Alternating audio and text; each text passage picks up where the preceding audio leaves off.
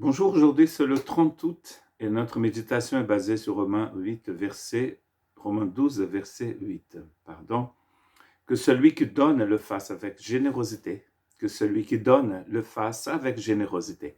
Nous sommes ici dans les dons de l'esprit qui sont vraiment d'une très grande simplicité et qui sont très, très pratiques. Certains pensent que 3 de ces dons ici sont en relation avec le ministère des diacres, c'est-à-dire ceux qui, dans l'Église, devaient donc euh, faire le service. Donc, tout ce qui était social était fait par ces personnes. Vous pouvez lire sur l'institution des diacres dans le livre des Actes des Apôtres. Quand il y a des vrais besoins parce qu'on a négligé le ministère envers les Juifs d'origine grecque, ceux qui n'étaient pas de Palestine, et ils vont donc avoir ces hommes-là, qui sont au nombre de 7 au départ, pour distribuer, pour servir aux tables, comme c'est écrit par Luc. Et ici, nous voyons que Paul va dire à toute l'Église de Rome qu'en fait, il doit avoir des gens qui aient le don de donner, tout simplement, et que le fassent avec générosité ou avec simplicité, avec pureté de cœur, dirait Paul ailleurs. Donc, c'est quelque chose qu'on fait aussi dans les coulisses, hein, comme l'encouragement. C'est dans les silences, dans les coulisses, c'est loin des caméras que nous faisons cela. C'est pour le bien du corps et pour que ceux qui sont dans nos besoins puissent trouver de quoi manger, de quoi. Et c'est tout simplement pour une question de survie ici des autres. C'est de l'aide qu'on donne aux personnes qui sont dans le besoin. Et on peut essayer d'être très spirituel en disant oui, se donner, donner de son temps, c'est encourager les gens. Non, mais ça, c'était l'autre don. Ici, c'est vraiment de donner. Donner à manger, donner de l'argent, donner du vêtement. Et j'aimerais même dire donner du chocolat, peut-être à ceux qui aiment le chocolat, offrir des fleurs. Mais en fait, c'est dans une grande simplicité. Et nous trouvons un texte très intéressant dans 2 Corinthiens, chapitre 9, versets 6 à 12. Sachez-le, celui qui sème peu moissonnera peu, et celui qui sème abondamment moissonnera abondamment.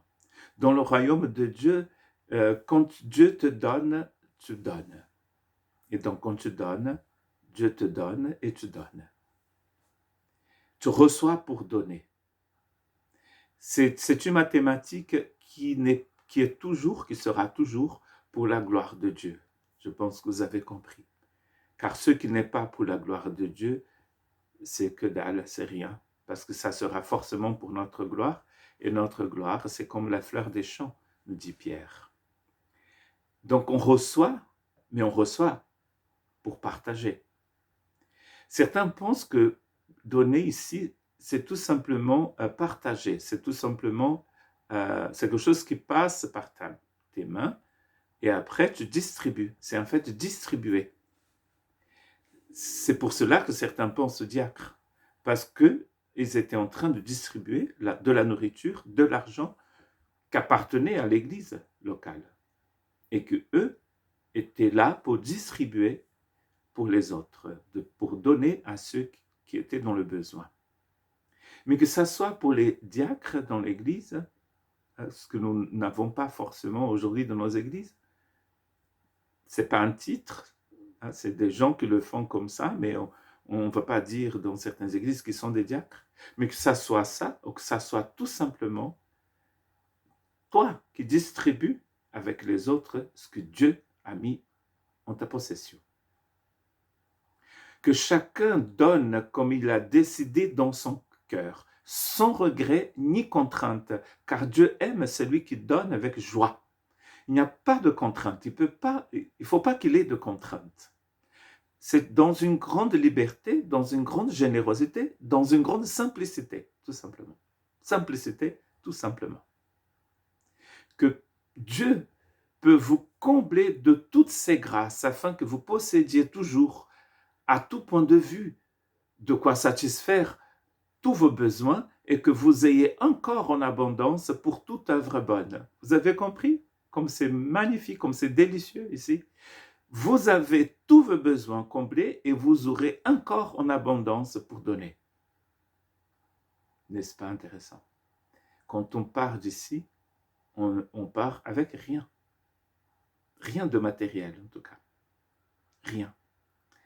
Donc ce que Dieu met dans nos mains, c'est pour que nous puissions distribuer, partager, donner. Comme il est écrit, il a distribué ses bienfaits, il a donné aux pauvres sa justice subsiste toujours, dit Paul en citant un psaume. Le psaume 112, verset 9. Magnifique.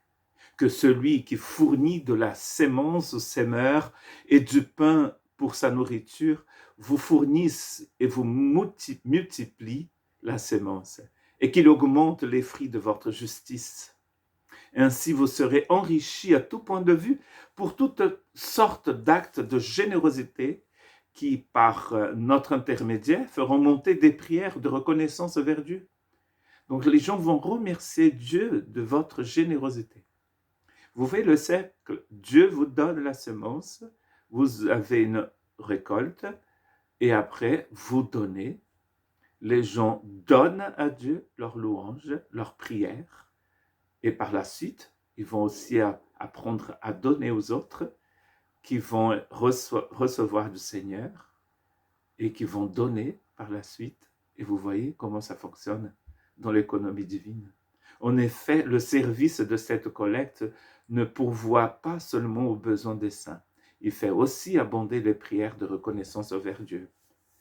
Il parle ici, bien sûr, de l'offrande qu'ils allaient envoyer aux églises de Palestine. C'est les églises de Macédoine, cette richissime église de Macédoine, qui va envoyer de l'argent aux pauvres de Palestine. Et à la fin, il dit que cela va abonder les prières de reconnaissance envers Dieu. On a presque l'impression que tout cela, c'est pour arriver à cette fin. Et il a l'exemple d'une église très pauvre, parce que là, on a l'église de Corinthe, mais l'église de Philippe était parmi les églises les plus pauvres, de la Macédoine aussi, d'ailleurs. Et qu'est-ce que se passe? Quand Paul est en prison, eux, ils sont les premiers à faire 1200 kilomètres pour aller envoyer de l'argent pour Paul à Rome. Une grande générosité. Donc, nous pouvons être riches ou pauvres. Cela ne change rien. Tout le monde peut donner. Donner aux autres. Donner tout simplement. Pas donner pour recevoir. Donner pour donner. Que Dieu vous bénisse.